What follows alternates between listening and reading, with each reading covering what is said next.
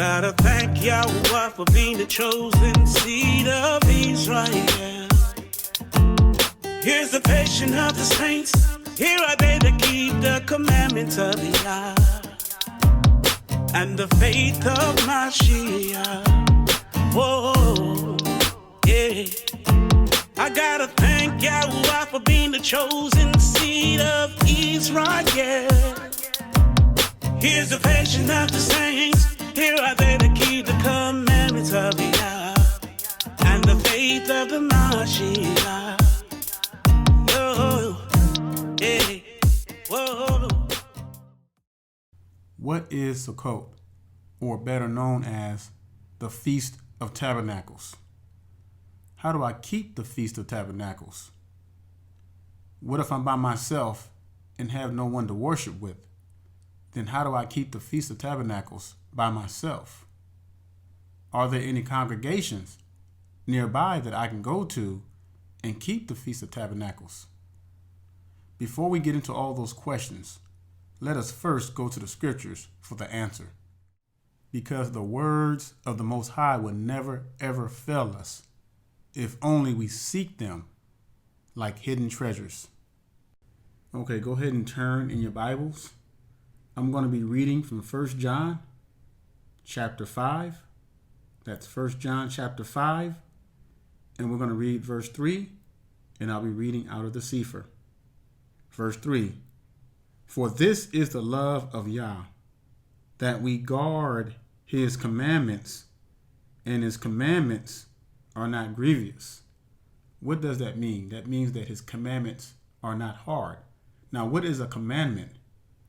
Everything that the Most High has commanded us to do and follow is his commandments. That means his whole word, Zion. You can't pick and choose which ones you want to keep and not want to keep. Now, did you know that there are over 3,000 laws of the land? That's just the U.S. alone. There are over 3,000 laws of the land. Everything from running a red light to extortion. And I guarantee you, Zion, every one of us are keeping those laws. Well, let me back up a little bit. I would say those of us who are not trying to go to jail are going to abide by the laws of the land. Okay?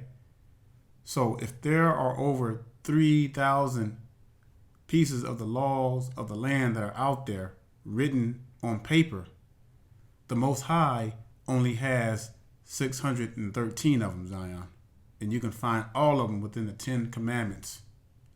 I just want you to think about that for a minute. If we can keep the laws of the land, which are over 3,000 of them, why do we complain about keeping the Most High's laws, which was given to his people only? Now that should be a blessing unto every awakened Israelite on the planet. Now let's go ahead and get into the meaning of the Feast of Tabernacles and what it's all about. So go ahead and turn to the book of Leviticus, chapter 23. And we're going to start with verse 39. That's Leviticus chapter 23 and verse 39. It says, also in the 15th day of the 7th month, when ye have gathered the fruit of the land, ye shall keep it a feast unto Yahuwah 7 days. On the first day shall be a Shabbat, and on the 8th day shall be a Shabbat.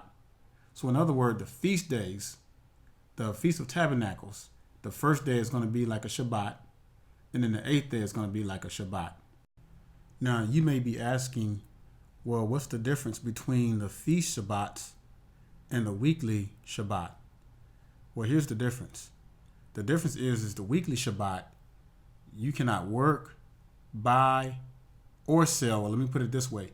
You should not be working, buying, or selling on the weekly Shabbat.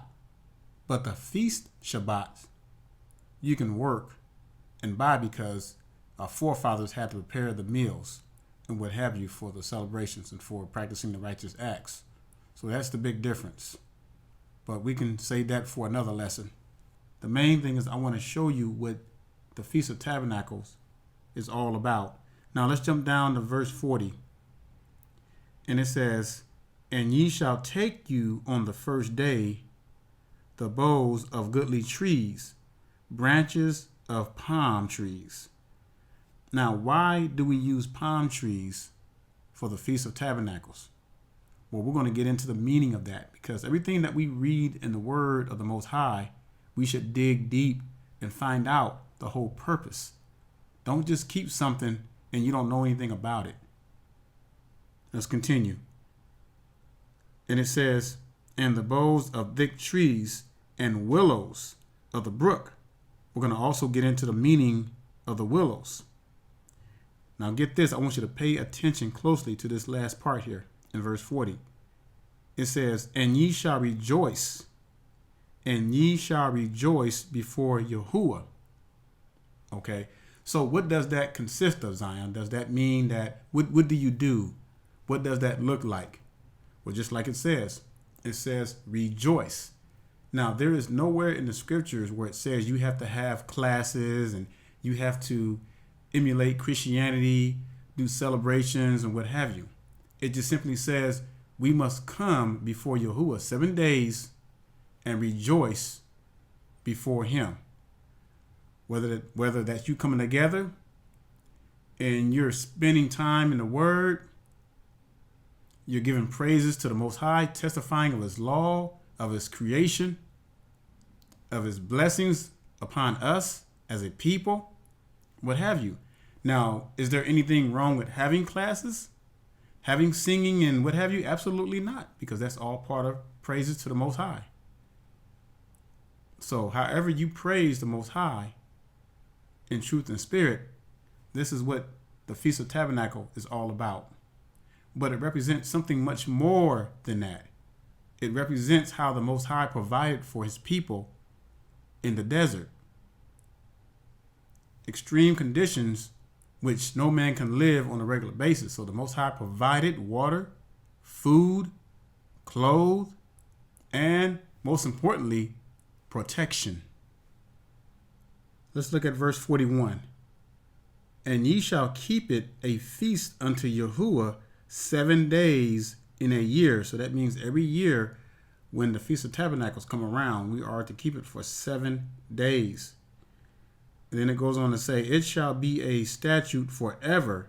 Y'all hear that? "It shall be a statute forever in your generations."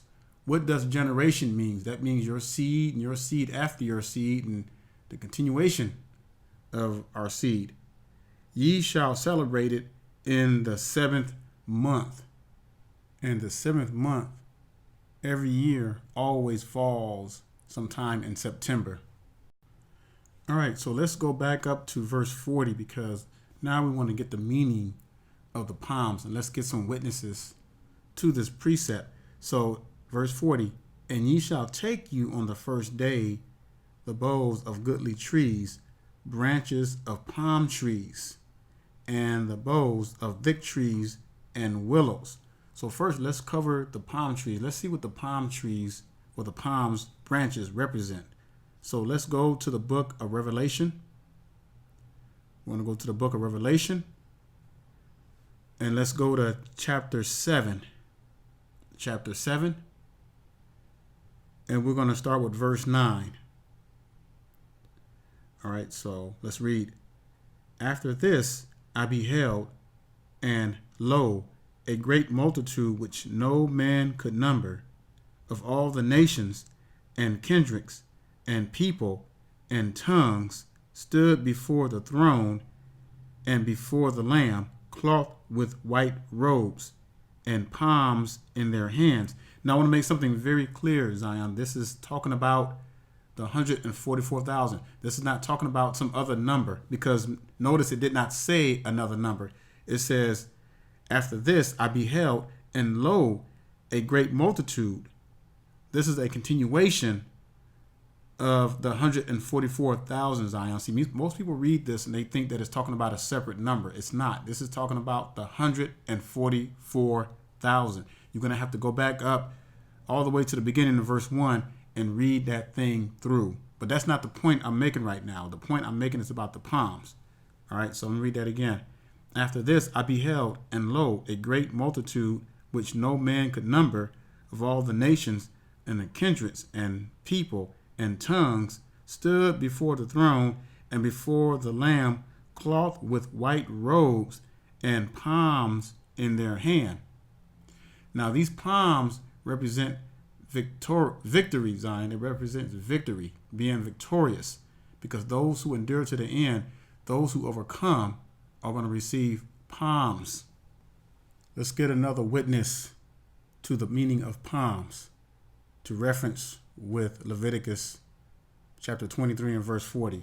So let's go in your Sefer. This is going to be 4 Ezra chapter 2, 4 Ezra chapter 2 in the Sefer, verse 45.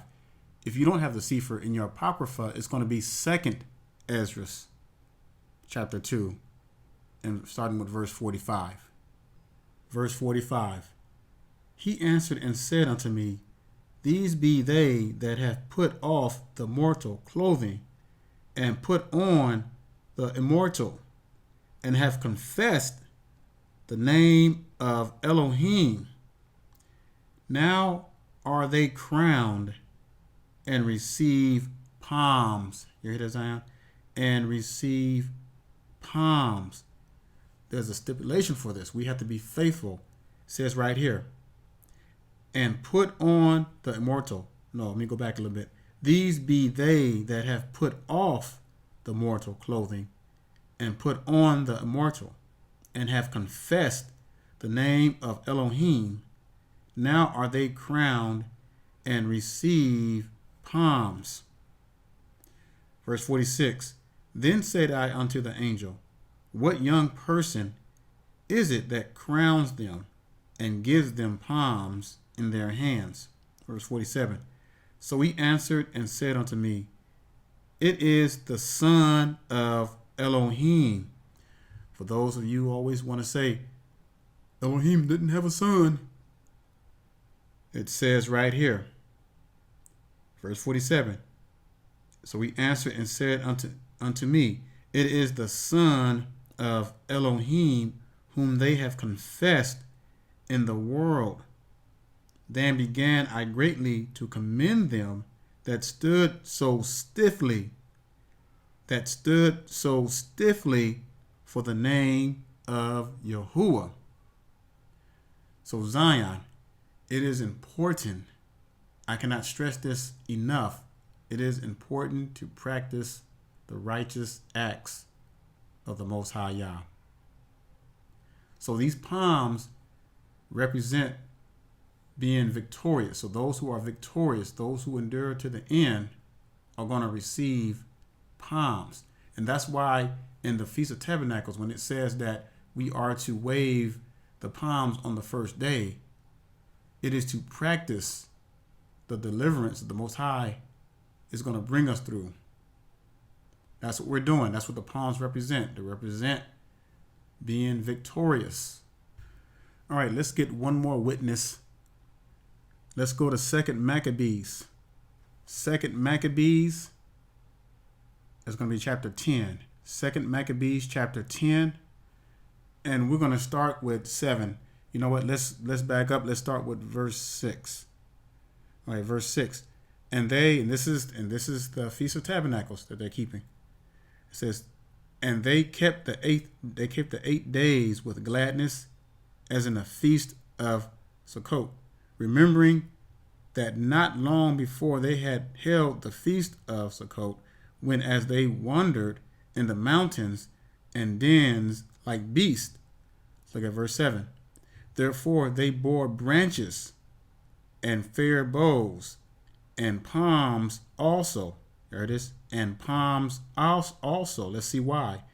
And sang songs unto him that had given them good success, which was the Most High. The Most High gave them because that's when Judah Maccabees had to cleanse out the temple because these Greeks had defiled the temple. So let me read verse 7 again. Therefore they bore branches and fair boughs and palms also, and sang psalms unto him that had given them good success in cleansing his place, the temple. So again, palms are associated with being victorious. Now let's go back to the book of Leviticus chapter 23, and let's look at verse 40. And this is going to make more sense to you now that we've got some witnesses on what palms represent. So let's look at verse 40. And ye shall take you on the first day the boughs of goodly trees, branches of palm trees, and the boughs of thick trees. So the Most High delivered us from the hands of the Egyptians. Pharaoh and his whole army, the Most High delivered us. So we were victorious through the Most High, through his deliverance. And so by waving those palms, we are acknowledging the victorious of the Most High in delivering his people. And see, all of the feast days, Zion, if you really think about it, all of the feast days that the Most High commanded us to keep represent deliverance in some form or fashion. All right, when you really look at it. Passover, the Feast of Tabernacles, all the feast days have some kind of victorious representation in them. The Feast of Trumpets, you name it. And this is why we practice them, Zion, because we are preparing to go. We are preparing to go home. So by practicing these righteous acts, we are giving the Most High all praises and glory, because the Bible says that worthy is his name, and his name is worthy of all praises. So that's the whole purpose. That's the whole purpose, Zion, of us being here, is to praise his name, because he has chosen us as his people. And that is something to rejoice about, Zion. We shouldn't take that lightly. Okay, so now we're still in verse 40. So now let's look at the end of this verse in verse 40. So now it says, and willows of the brook, and willows of the brook, and ye shall rejoice before Yahuwah. So what does the willows represent? Well, the willows represent our bitter bondage in Egypt. So let's get a couple of witnesses for that. So let's go ahead and turn to Isaiah chapter 15, and let's look at verse 7. That's Isaiah chapter 15 and verse 7. And while you're meditating on that, Zion, I mean, it's good to really think on those things. And you can see how the Most High is just working in his people. Because the more we practice these righteous acts, the closer that we're going to get to the Most High. Okay. So said Isaiah chapter 15 and verse 7. So it says, therefore the abundance they have gotten, and that which they have laid up shall they carry away to the brook of the willows. For the cry is gone round about the borders of Moab, the howling thereof unto Eliam, and the howling thereof unto Beer Eliam. For the waters of Dimon shall be full of blood, for I will bring more upon Dimon, lions upon him that escapes Moab, and upon the remnant of the land. Everything that our forefathers did by keeping the laws had some kind of meaning one way or the other. That's the way the Most High designed it. Let's go to Job chapter 40. Job chapter 40, and let's look at verse 22. It says, the shady trees cover him with their shadow. The willows of the brook compass him about. And see, this is why we practice these righteous acts, Zion, because we are rehearsing. We are rehearsing our deliverance from this wicked place. And that is something that we need to take in high consideration and not take something like this lightly. Now, here's the next question I always get from a lot of comments that the brothers and sisters make. Well, what if I'm alone? How can I keep the Feast of Tabernacles? Am I sinning by keeping this by myself? Well, first of all, if the Most High has sent the Spirit to wake you up, then you're definitely not alone, Zion. Now, you may be by yourself. That's a difference, but you're not alone. And being by yourself and not being alone are two different things. So the Bible says in Matthew chapter 18 and verse 20, it says, "For where 2 or 3 are gathered together in my name, there am I in the midst of them." And so that's all you need, Zion. So that means that if it's just you and your children, if the man is not present or the wife is not present, then it's just you and whoever else. You can set it up in your backyard. You can set a tent up. I mean, there are many campgrounds that are available. You can probably check the prices. I'm pretty sure a lot of them are pretty cheap. I mean, there's many things and places you can do your Feast of Tabernacles at, Zion.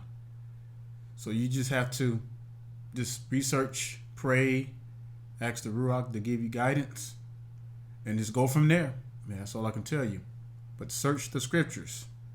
And I want to show you something else too. Let's go to Jeremiah chapter 3, because this is what the Most High is doing with his people in these last days. Jeremiah chapter 3, and let's look at verse 14. Jeremiah chapter 3 and verse 14. And we're going to read 15 as well. It says, "Turn, O backsliding children, says Yahuwah, for I am married unto you." You hear that? "And I will take you one of a city and two of a family, and I will bring you to Zion, and I will give you pastors according to my heart, which shall feed you with knowledge and understanding." We are Zion. This is who we are. We are a people. Even though we might not be in our land, we might still be, even though we're still in captivity.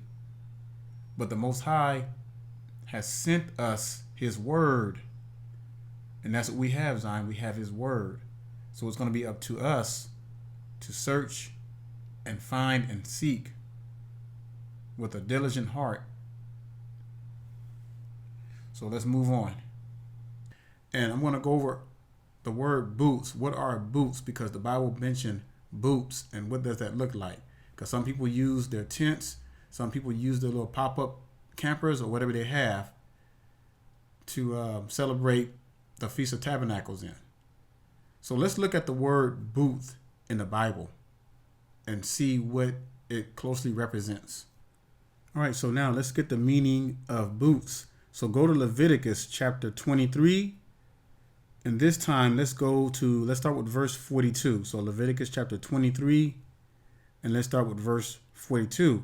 And it says, "Ye shall dwell in booths 7 days. All that are Yasharel born shall dwell in booths." Y'all hear that, Zion? So in other words, anyone who is an Israelite, you're awakened Israelite, and you're practicing these righteous acts, this is talking about us, Zion. You want to know why I know this? Because the next verse is going to tell us why. So let's read verse 42 again. "Ye shall dwell in booths 7 days. All that are Yasharel born shall dwell in booths." Verse 43, "That your generations," it didn't say generation, it says that your generations, that means a continuation of the seed, Zion. That means us.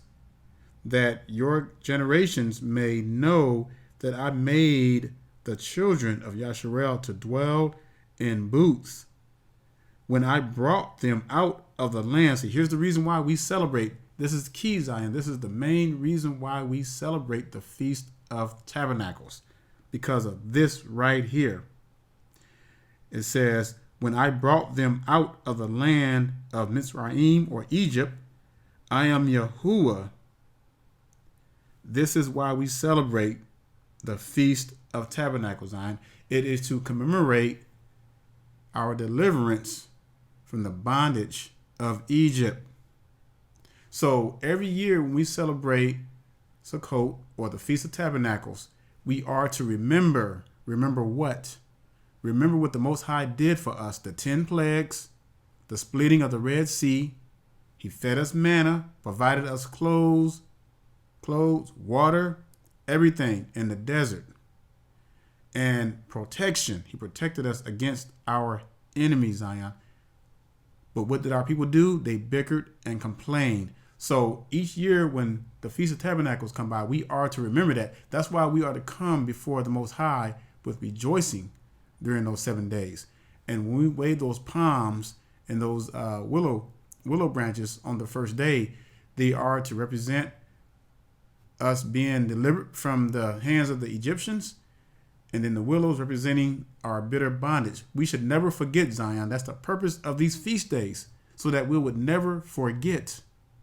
But unfortunately, too many of our people have forgotten because they choose to believe what the heathens tell them, that the laws are done away with.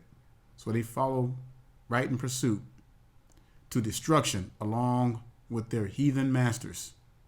What a shame, Zion, that we're going to have to lose so many of our people to such folly and foolishness. Now, let's look at the word booths so we can get a better understanding of what this really is. So I went to the Blue Letter Bible, and you can do this research on your own as well, Zion, and you can take it even further, but you're going to see the same thing. So let's look at this. Booth, pavilion, cottage, or that would be a little like a cabin or something like that. Covert, tents. So thicket, covered, thicket. And I've read also in other places where our forefathers, they took like twigs and straw and they built like a little pavilion like kind of thing too. So, and I bet that would be fun to do. But, most people do tents and what have you. I know some people have, some Hebrews have the pop-up campers too, which is fine. So that's pretty much in a nutshell what booths are, Zion. So when you hear the word booth, don't be afraid. Like I said, like I read before earlier, that his laws are not grievous. So there's nothing that the Most High has given us that is difficult, Zion. So now, again, the question is, how do I keep Sukkot, or the Feast of Tabernacles? Well, it's very easy, Zion. And if it's just you and your family, you can do this in your own backyard. All right.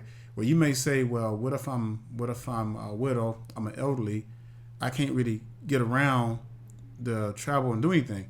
The Most High knows your heart. He knows that you are unable to get around. So you can keep it in your own house. You can set up something in your own house. I've seen many Hebrews who set up little teepees or whatever, tents in their own home. You just have to pray, Zion. But we are required to practice these righteous acts of the Most High because they were given only to us and no one else. Now, you have a lot of brothers and sisters that they have to be around people. They're big time extroverts. They have to be around people. It's like it's almost impossible for them just to worship at home with their families. Now, if you feel like you really, really have to find a congregation, there's Hebrews that are keeping Sukkot all over the U.S., all over the world. Now, however, depending on your location, we are scattered to the four corners. So you might be in an area like Colorado or something like that where ain't many of us, or certain parts of California where I'm at, there's not many of us. So I'm going to fair warn you, Zion, if you do take part in the Feast of Tabernacles with another Hebrew organization, I'm just telling you to brace yourselves because you're going to see heathens. You're going to see many of our people, even the awakened ones, embracing the heathens in their feast. Okay, I'm just giving you fair warning, just putting that out there because ain't too many brothers and sisters out there that are excluding heathens. There are some out there that are, but not many. So majority of our people are including heathens in their feasts. So I just want to throw that out there. All right, so let's go to the book of Judges. The book of Judges, chapter 5, and let's look at verse 11.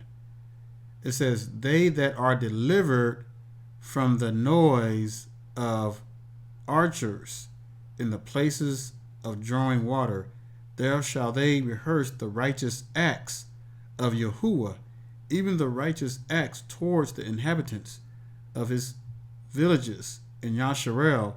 Then shall the people of Yahuwah go down to the gates. So we are to practice these righteous acts. Let's look at 1 Samuel. 1 Samuel chapter 12, and let's look at verse 7. It says, now therefore stand still, that I may reason with you before Yahuwah of all the righteous acts of Yahuwah, which he did to you and to your fathers. Remember I said in the beginning that all the feast days that we have, Zion, represent deliverance. When you really think about it, just go do the research. So why would you not want to at least attempt to acknowledge the righteous acts?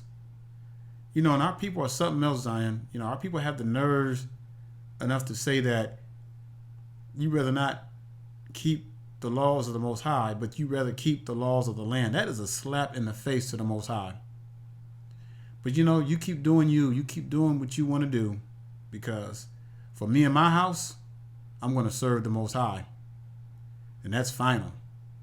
So with that being said, Zion, I really pray that you are edified.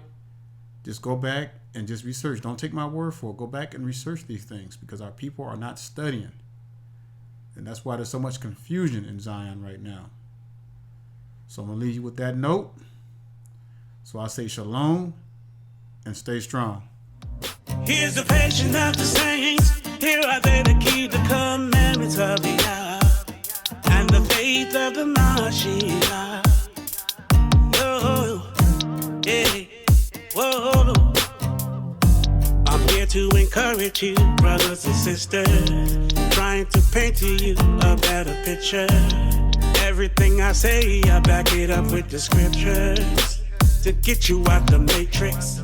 It's been over 400 years of life.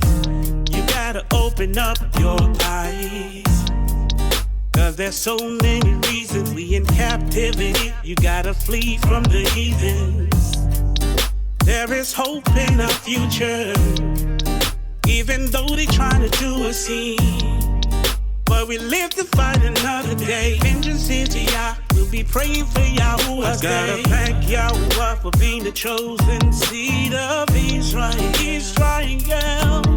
Here's the patience of the saints. Whoa. Here are they to keep the commandments of the Yah, and the faith of Mashiach. Oh, oh, oh, yeah, yeah. I gotta thank Yahuwah for being the chosen seed of Israel. Here's the patience of the saints. Here are they to keep the commandments of the Yah and the faith of the Mashiach. Oh, oh, hey, hey, whoa, whoa. Do, do, da, da, da. Do, do, do, do, do, da, da. Do, do, do, do, do, do, do, do, da, da. Do, do, do, da, do. Be, do, da, do, do, do, da, da, da.